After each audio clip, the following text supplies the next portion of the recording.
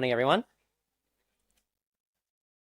This morning's lesson is titled The Watch and the Watchmaker. And apologies to maybe Damien and those that have gone through my new converts class recently. But having started this series of new converts again for after a little while, this is one of the things that I always talk about probably in my first maybe one or two lessons. And I thought for this morning's lesson, we could look at it a little bit further and see what it actually has to say about God and who it is. And we're going to get to it in a moment. But I'd like to also thank Brother Pai Chen for his Lord's Supper talk, because I think there's a lot of things that are going on in people's minds. And going off Brother Adrian's sermon last week about war and peace, that I think these are topics that are in everyone's forefront in especially the world we live in at the moment, in society at present. Because just a quick Google search, and this was taken from yesterday. These were screenshots. I just went to Google, I went to news, I went to top stories, and this is what came up. So you can see on the screen. So I read the headlines. It says, US-Iran war live updates. Iran shoots down 2 US warplanes, 2 crew rescued, and it goes on. So we can see that these events that are happening in the world around us are prominent, right? And I think everyone is aware of, at least to some extent, what is happening in the world around us. So how about this one from the ABC? Russia launches Good Friday daytime attack on Ukraine, killing 14. And you can see just in these timestamps here that these are all recent news headlines. How about this one that maybe is a little bit closer to home? Oil crisis underlines indispensability of fossil fuels as key Aussie industries enter panic mode. Now, obviously, we've got some inflammatory language here that's used to, maybe stir up a little bit of panic in people, but this is something that directly affects, I'm sure, everyone sitting in this room here. How about this one from 9news.com? Some Aussies are making diesel from cooking oil to avoid paying for petrol. Here's why that's a bad idea. And I hope that that is self-explanatory in and of itself, but I thought that was an interesting news headline. But what we can see is that, in the world around us, there is so much uncertainty. There is so much the current times where we feel that we are struggling through world, we're struggling through life, and we don't know what tomorrow holds. And so let's take a few steps back. And before we examine what we can see about what the Bible has to say about topics like this, I want to introduce this topic called the watch and the watchmaker. And now this is a fairly famous argument about the existence of God, but for those that haven't heard of it, I want you to follow along with me. So and the caveat to this is that the original writer, which I'm going to explain on the next slide, talks about a much simplified version of this story, but just give me a moment for the purpose of this sermon to just have some, poetic license and just let me expand the story a little bit. So my version of the story is something like this. So imagine you live in a remote rainforest and you have no or minimal contact with the outside world, i.e. modern technology, the current advancements we have in the world at the moment. So you live in your own little town, in your own isolated village in the middle of nowhere. So you maybe have never seen technology, you've never seen advancements in the world, and this is all you know. So you know what is in the world around you, okay? So every day, your day-to-day consists of you forage for food, you maybe hunt for animals to eat, you forage for plants to eat, looking for building a shelter, you're finding items to hunt or to survive, and you're looking for resources. And that's the world that you know. Okay, so that's the context, that's setting the scene.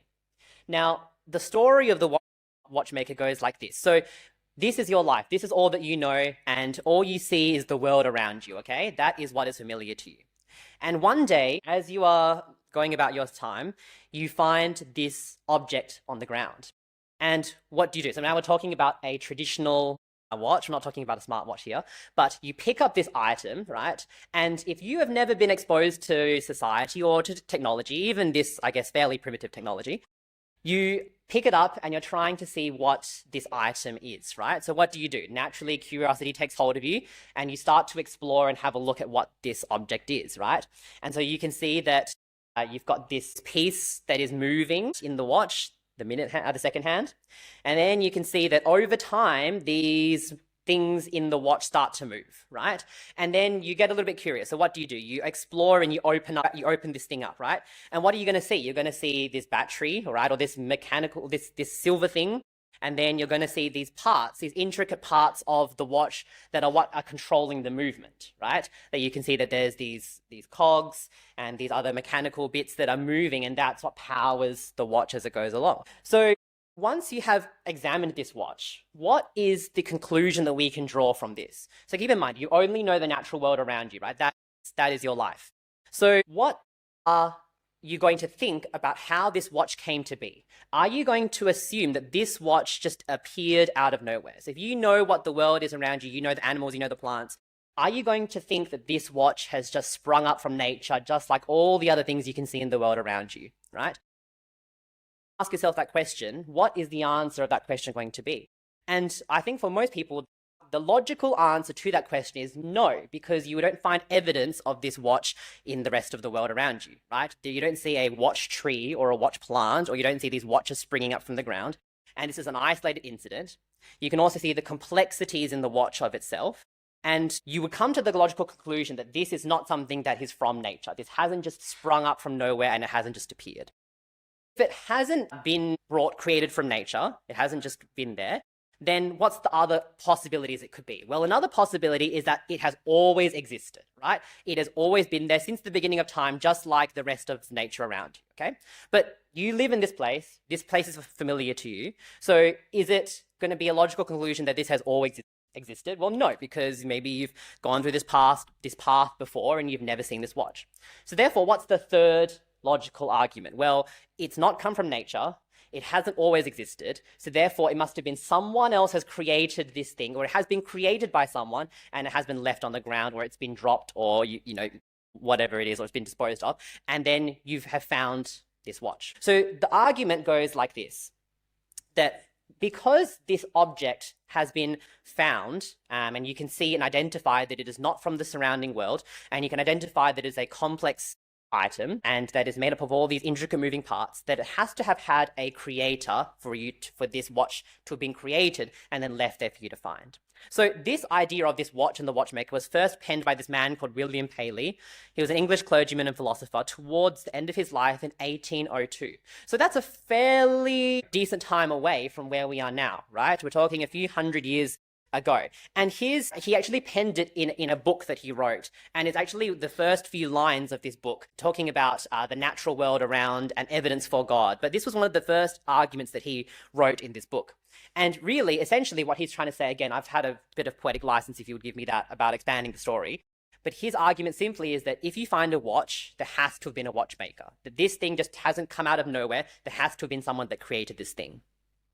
And therefore, when you apply that argument to a simple watch and you look at how complex this item is and how, you know, isolated this item is but still works for a particular purpose, that when we compare a watch to the world around us and us as individual humans, that if we can agree that a watch, because of what it is, has been created by someone, then what more evidence that the world around us, being significantly more, infinitely more complex and infinitely more grand than a watch, is also made by a creator as well.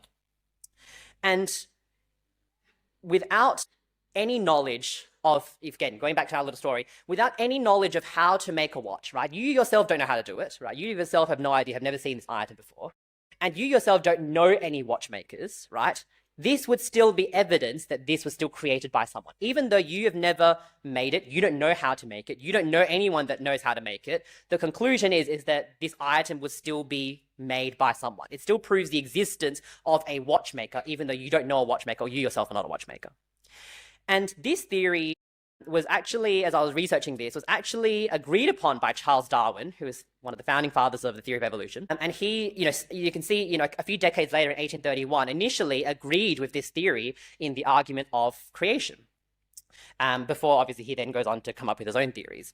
But this argument tells us a few things. By using this analogy or this story, we can actually see that it tells us a few things about God, and it tells us a little bit about the nature of who he is and the world around us. So follow along with me as I've got a few points, and let's see what the Bible has to say about this story. And the first thing is that the creation reveals God's design. That by looking at, going back to our story, the simple fact that the watch exists proves that there is a watchmaker, right? That matter cannot be created from nothing. So that the purpose of today's lesson isn't to go into apologetics. We're not going into all the different reasons of why God exists. But the first thing we can see is that we have to, I think most of us can agree that something has to be created by something, right? That nothing is a possibility. We talked about it with Damien in our lesson this morning, but nothing is a possibility and nothing can continue to exist forever, right? That if I just keep looking at this pulpit here, I can stare at this pulpit for thousands and thousands of years, but nothing is going to appear there until someone creates something and puts it there, right? It's not just going to magically form something here on this pulpit. So we can see that all that is created around us is evidence of a creator, right? Let's turn to Hebrews chapter 3, verse 4.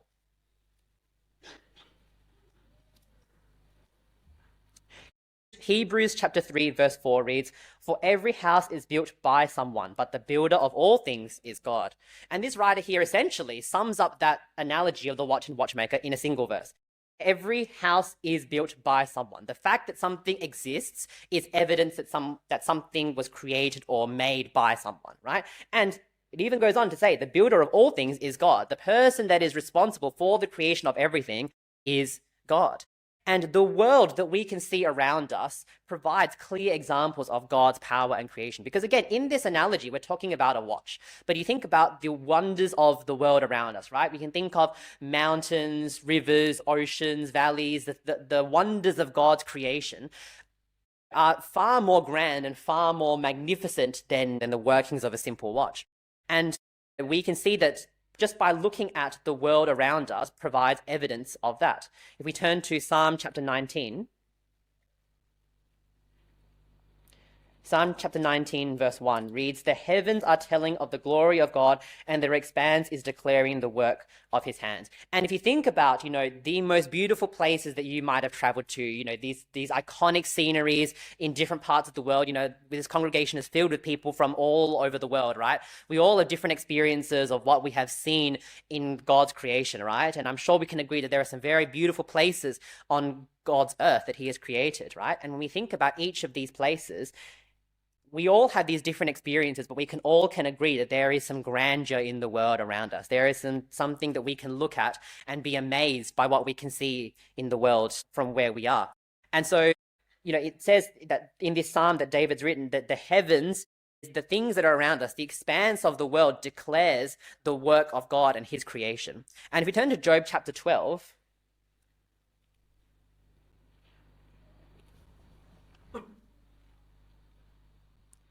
Job chapter 12, reading from verse 7 to 9. "But now ask the beasts and let them teach you, and the birds of the heavens and let them tell you, or speak to the earth and let it teach you, and let the fish of the sea declare to you, who among all these does not know that the hand of the Lord has done this," right? So, the scriptures here aren't talking about, literally talking to animals or talking to the earth, but the evidence that these animals, not just the world and the things we can see in terms of the physical things in the scenery, but also the animals, the existence of these things are all evidence of God's hand at work in creation.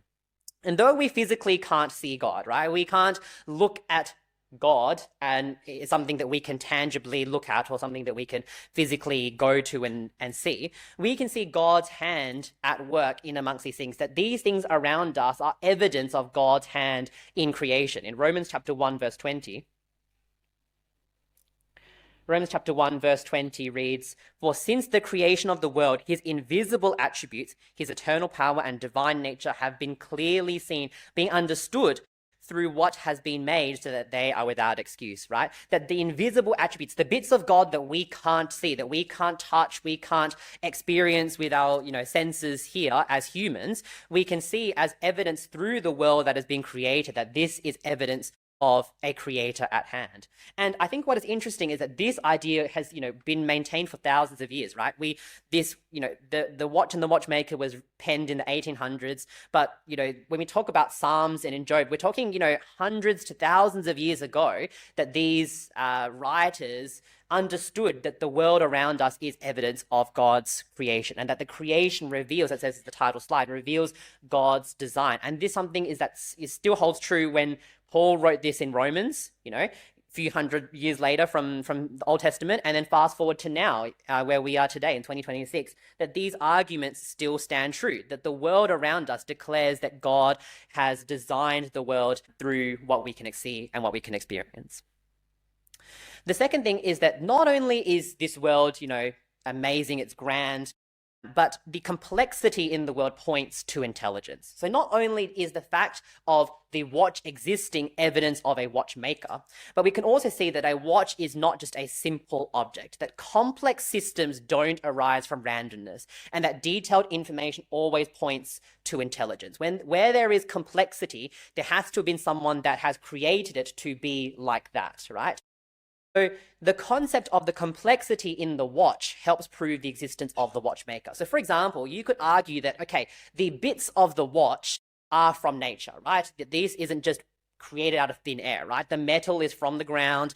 Maybe it's a leather strap, which is from an animal. All of those things are from individual parts of nature. But who is the one that has intricately put all those things together to form that watch that actually serves, the purpose of telling the time? It is able to undergo these functions. There is a mechanism that works in it that had to have been created by someone, right? Those parts, the metal and the leather and whatever other bits of your watch, plastic, didn't just form together out of nowhere and didn't just come together to become a watch all of a sudden. There had to have been someone that put all those things together to form that watch, that as part of this analogy. And what that goes to show is that when we use that in the world around us, that there is order in the world, in the way that the world works. If we turn to Proverbs chapter 3,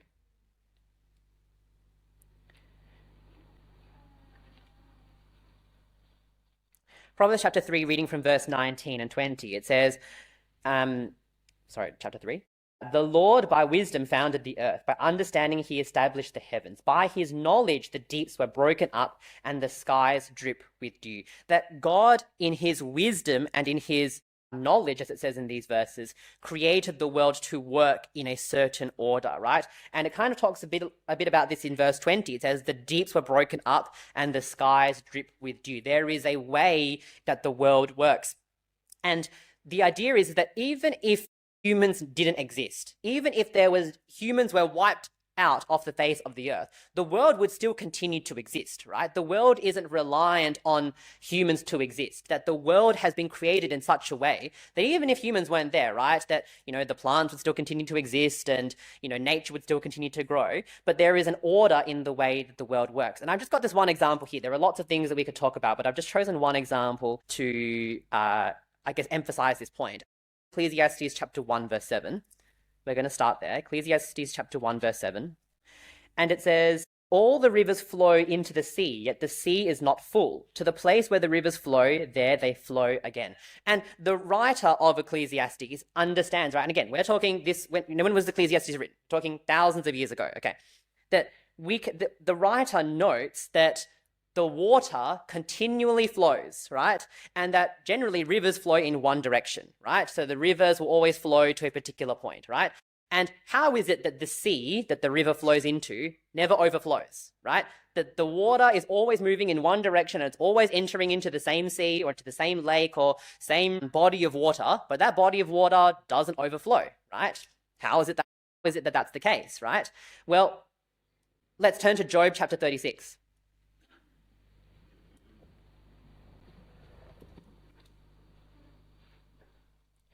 Job chapter 36, reading verses 27 to 28.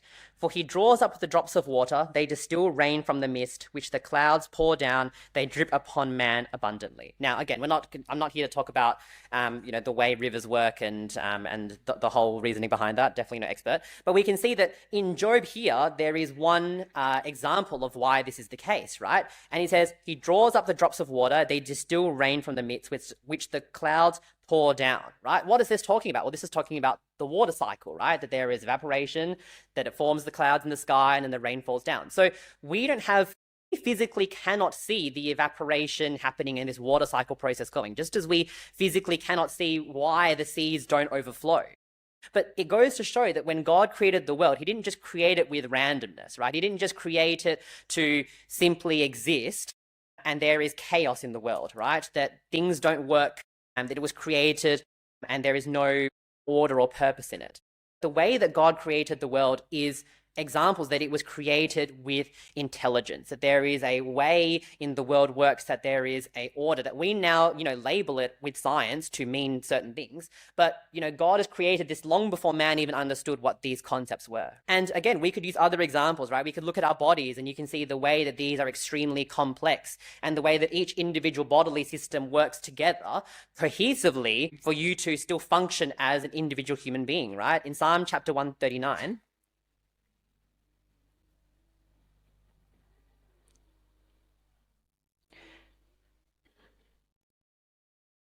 Psalm chapter 139, verses 13 and 14. For you formed my inward parts, you wove me in my mother's womb. I will give thanks to you, for I am fearfully and wonderfully made. Wonderful are your works, and my soul knows it well. That again, this writer here of this psalm identifies that our bodies are extremely complex as well, and that even thousands of years ago, people understood that even when we look inwardly at ourselves, not even just at the world around us for the order, but even in inwardly complexity and intelligence that has been put into the design of each individual person.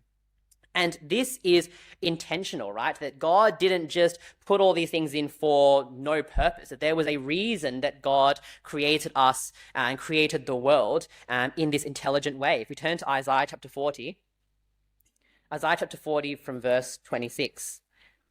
It says, lift up your eyes on high and see who has created these stars, the one who leads forth their host by number. He calls them all by name. Because of the greatness of his might and the strength of his power, not one of them is missing. And using the example here of the stars in the sky, when we look at the expanse in the night and all the stars that are out there, it says the one who leads forth their host by number, he calls them all by name. That God has this intelligence and understanding and wisdom beyond what we can even comprehend as a humanity, as a mankind. Collective intelligence is nothing in comparison to God and the world that he was able to create and design when we look at that.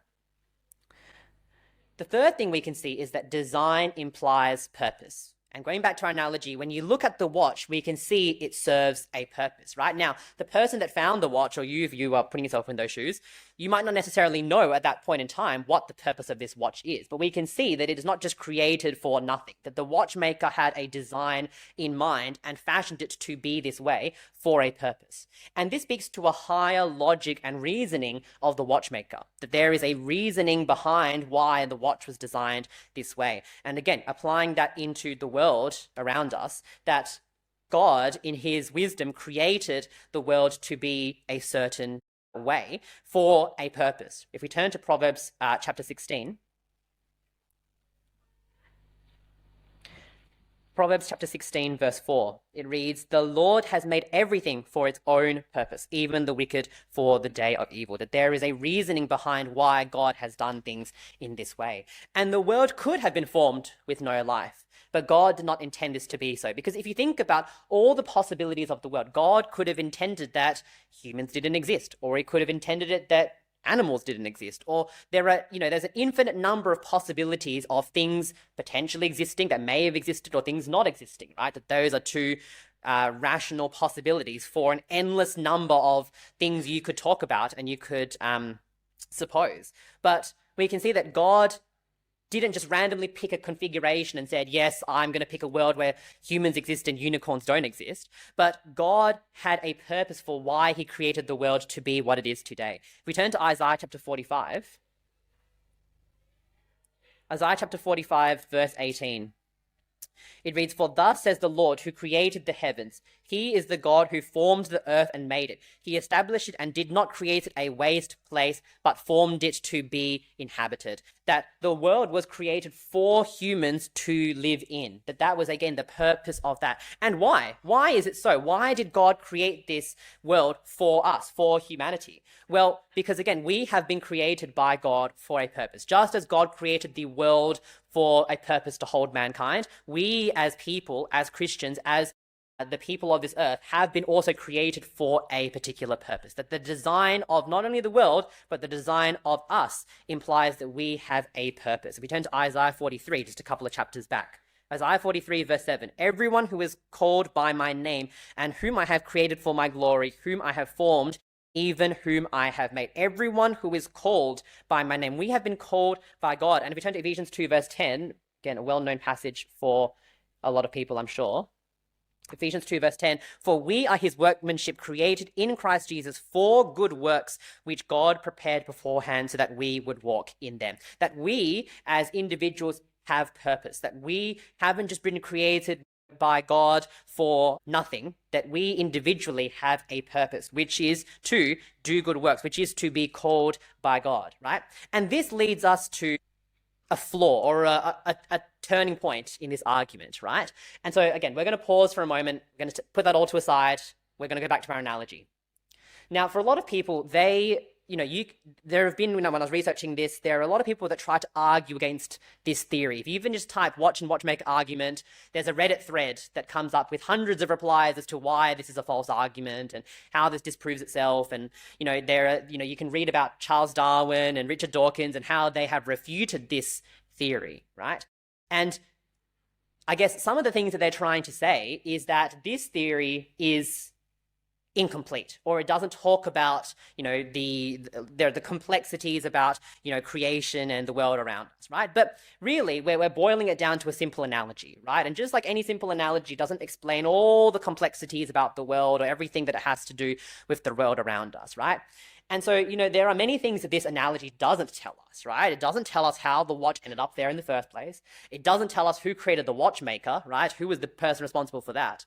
But I think it is important for us to focus on one aspect of God beyond this analogy. So going back to our, we've taken our pause, we're going to jump back into this idea that not only were we created for a purpose, but that God is personal. Because in our analogy, the watchmaker doesn't have a personal relationship with the watch, right? That in our story, the person found the watch on the ground and the watchmaker is not present, right? The watchmaker is not actively involved in this watch and isn't actively taking care of it, but simply is that the watch is evidence that the watchmaker exists, right? And this is one of the things, again, you can talk about many things that, about this analogy that, that doesn't explain, but just focusing on this one, we can see that the watchmaker, God, in our lives, hasn't just abandoned us like this watch. He hasn't just created this world. He hasn't just created us and just left us be. And then, we're just here trying to fumble our way through life, right?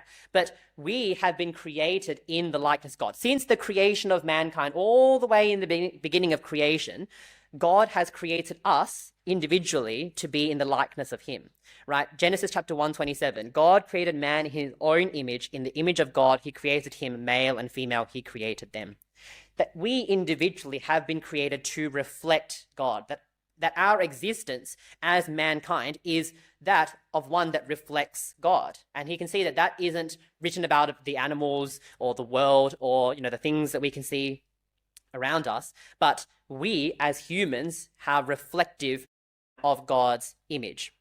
And, again, we've talked about, looking at the world around us, seeing how amazing, how, majestic the world is, that the world was created by God, but that same God, right, that is able to do all of those things, that is able to create all of these things, is the same God that cares for us today, right? And the writer of Psalm chapter 8 goes on to explore this idea. Psalm chapter 8, verse 3-4.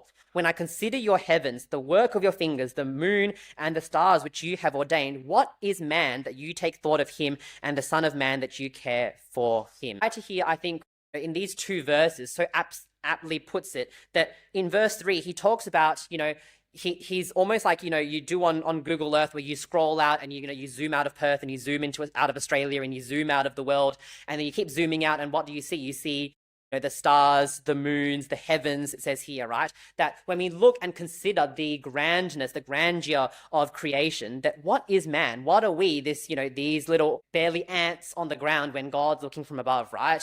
Who are we that God is able to create all these amazing things?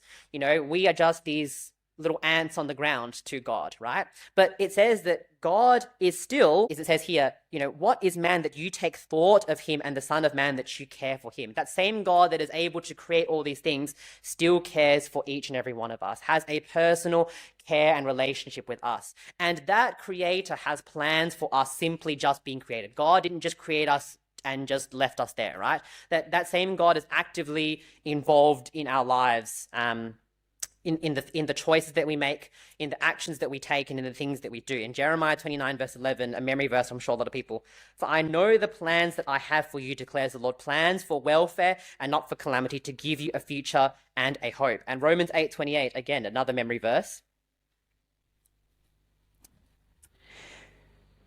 Romans 8:28, "And we know that God causes all things to work together for good to those who love God, to those who are called according to his purpose." That there is a personal relationship that we can have with God, and that God has plans for each and every one of us. So as we think about the evidence of God, the evidence of God's creation, the fact that the world around us shows intelligent design, the fact that God, this same God, has a personal relationship with us, what is our response to all of this? How do we react, and what do we do? What are the next steps from here, right? Well, the first thing is do we use a watch as a paperweight? What is the purpose of the watch, right? The watch has a purpose to tell the time. And so does that mean that we can't use it, for example, as a paperweight? We can, but that's not what it was designed to do, right? That just as God is near us, we have been created for a purpose, to seek after God. And that we as individuals have been told that we have purpose from God. And part of that purpose is to seek after him, because God has created us, yes, but if we choose to not accept this purpose, then are we utilizing ourselves to the purpose of that God wanted us, to our full ability, as God would have created us for? If we turn to Acts chapter 17,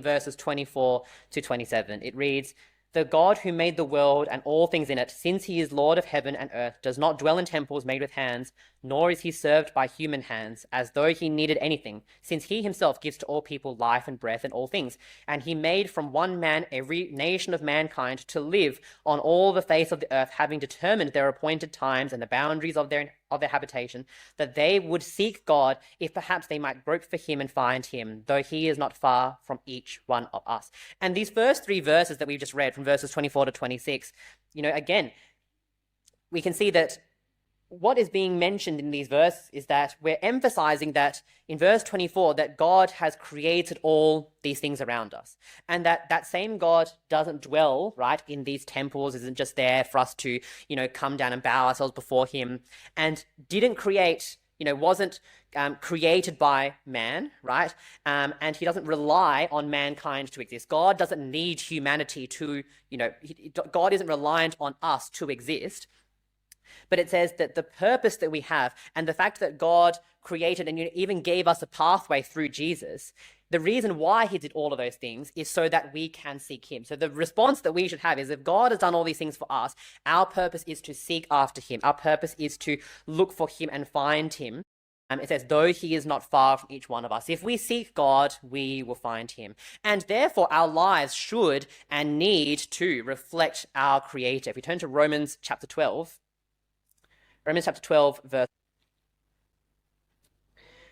which reads, "Therefore I urge you, brethren, by the mercies of God, to present your bodies a living and holy sacrifice acceptable to God, which is your spiritual service of worship." How are we going to present ourselves to God in the way that he asks of us? It says we are to present our bodies a living and holy sacrifice. And this doesn't mean we need to, give our lives up for God, but it means in a spiritual sense, in a metaphorical sense, that is what we need to do, that we dedicate our lives and that we seek God and we choose to serve God and seek after. And beyond that, God wants to have a relationship with us, right? God is reaching out for us, but it says here, our response, we are the ones that need to come to him. We need to be the ones that make the effort, that go to God. It's not that God, it's not that we're just sitting around waiting for God to tap us on the shoulder. It's that God wants us to be there. We just need to be the ones to reach out to him. James chapter 4, verse 8, "As we draw near to God, he is going to make that effort and draw to us." So as we wrap this lesson up, bring it to a conclusion, a watch can only exist if it is designed and created by a watchmaker. And the world that we can see around us and our existence are proof that God exists and that God is creator over all. And that based on this knowledge, right, our response should be that we give God the recognition and honor that he deserves. If you go to Revelation 4, verse 11, this is our scripture reading and is our final passage for today. Revelation chapter 4, verse 11.